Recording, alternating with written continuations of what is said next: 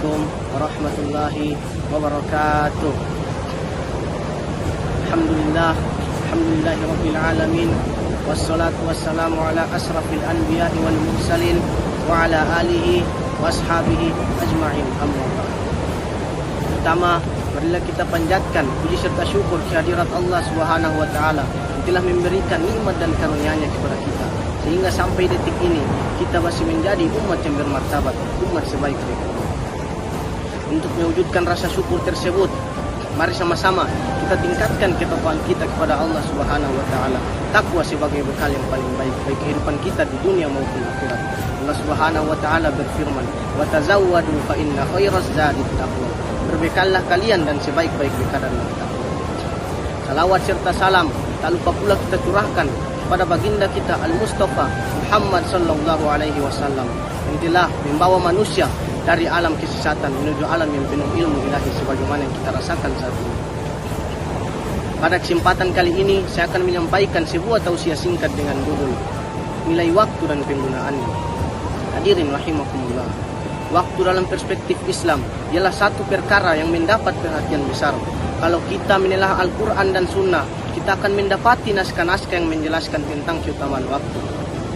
Ketika menerangkan tentang berbagai nikmat yang Allah Subhanahu wa taala tundukkan bagi manusia, Allah Subhanahu wa taala menyebut nikmat waktu secara khusus di sana.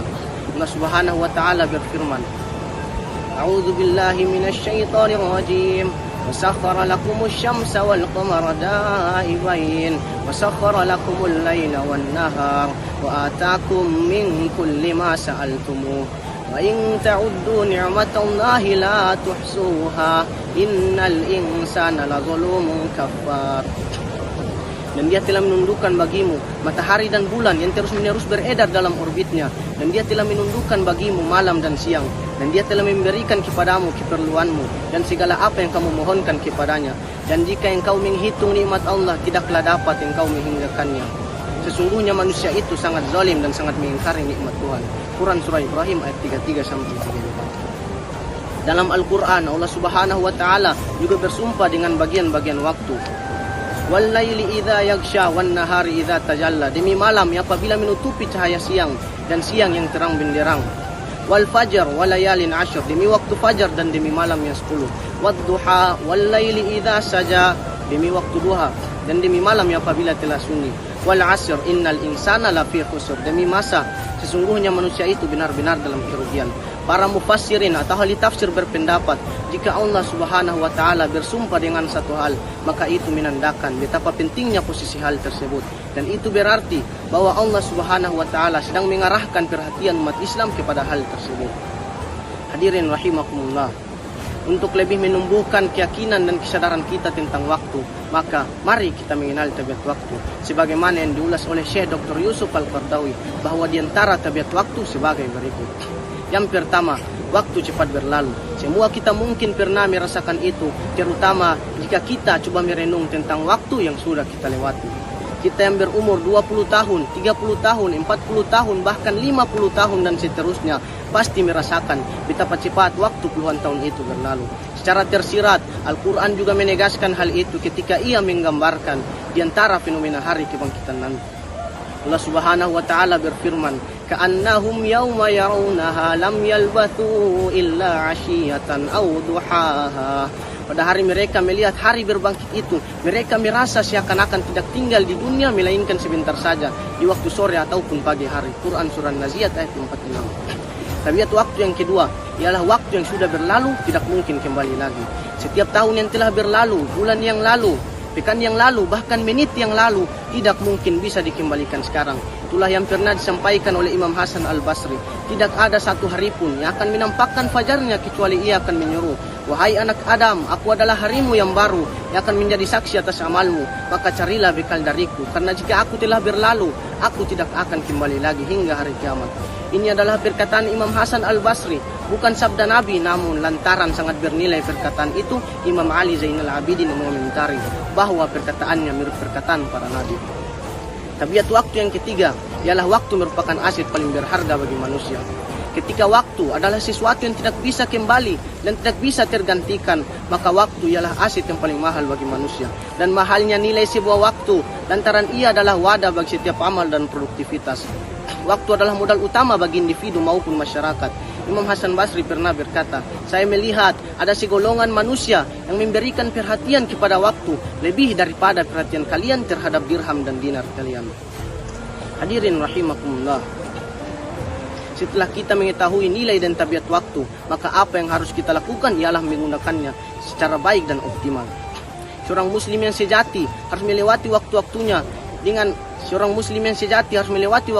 dengan penuh kesadaran dan keterarahan. Waktu tidak dilewati dengan kesia-siaan, dan begitulah seharusnya seorang muslim. Dari Abu Hurairah bahwasanya Rasulullah sallallahu alaihi wasallam bersabda, min husni islamil mar'i tarkuhu ma la ya'ni. Di antara tanda baiknya keislaman seseorang ialah ketika ia meninggalkan sesuatu yang tidak bermanfaat baginya. Hadirin rahimakumullah. Para salaf saleh juga berkata, di antara datangnya kemurkaan ialah sikap menyia-nyiakan waktu. Seorang muslim harus melewati waktu-waktunya dengan amal kebaikan, baik yang bersifat duniawi maupun ukhrawi. Amal yang bersifat duniawi pun bisa menjadi ibadah jika diniatkan ikhlas karena Allah Subhanahu wa taala dan dilakukan sesuai dengan ajaran Islam. Bila ada waktu luang, setiap muslim dituntut untuk mengisinya dengan amal kebaikan. Waktu luang merupakan nikmat yang sering dilupakan dan tidak disadari oleh kebanyakan manusia. Manusia sering tertipu lantaran waktu luang. Rasulullah sallallahu alaihi wasallam bersabda, ni'matani maghbunun fiha katsirun minan nas, as-sihhatu wal faragh. Dua kenikmatan di mana banyak manusia yang tertipu, yakni nikmat kesehatan dan waktu yang luang. Hadirin rahimakumullah, sesungguhnya amal kebaikan yang harus dipenuhi setiap muslim begitu banyak. Karena itu setiap muslim harus mengisi waktu mereka dengan amal kebaikan tersebut secara optimal. Dalam hadis yang diriwayatkan Abdullah bin Amr, Rasulullah sallallahu alaihi wasallam juga menjelaskan serangkaian hak-hak yang harus dipenuhi olehnya, dan dari hadis tersebut kita bisa memahami tentang banyaknya tugas dan hak-hak yang harus dipenuhi seorang muslim. Abdullah bin Amr berkata, Rasulullah sallallahu alaihi wasallam berkata padaku, wahai Abdullah, aku pernah diberitakan tentang dirimu yang selalu melakukan puasa pada setiap siang dan selalu melakukan sholat malam. Benarkah? Maka aku pun menjawab, benar wahai Rasulullah. Rasulullah pun berkata, jangan lakukan itu. Puasalah dan berbukalah, sholat malam dan tidurlah, karena tubuhmu punya hak atasmu, matamu punya hak, istrimu punya hak, dan tamumu juga punya hak. Hadis riwayat Bukhari. Hadirin rahimakumullah, ada sejumlah hak-hak yang harus dipenuhi oleh setiap muslim. Ada hak untuk Tuhannya, hak untuk dirinya, hak untuk anak dan istrinya, hak untuk tetangganya, hak untuk masyarakatnya, dan seterusnya. Demikian Rasulullah menjelaskan banyaknya tugas dan hak-hak yang harus dipenuhi seorang muslim. Karena itu Imam Hasan al-Banna, seorang ulama pembaru terkemuka, berkata, tugas dan kewajiban lebih banyak dari waktu yang tersedia. Hadirin rahimakumullah, mari sama-sama kita isi waktu dalam kehidupan ini dengan optimal dan seimbang. Kita berbekal dengan banyak melakukan amal kebaikan di dunia yang kita pijak ini. Karena memang dunia adalah darul amal, tempat beramal. Akhirat bukan tempat kita beramal, akhirat adalah darul jaza', tempat pembalasan atas setiap amal yang kita lakukan di dunia. Akhirul kalam billahi taufiq wal hidayah. Wassalamualaikum warahmatullahi wabarakatuh.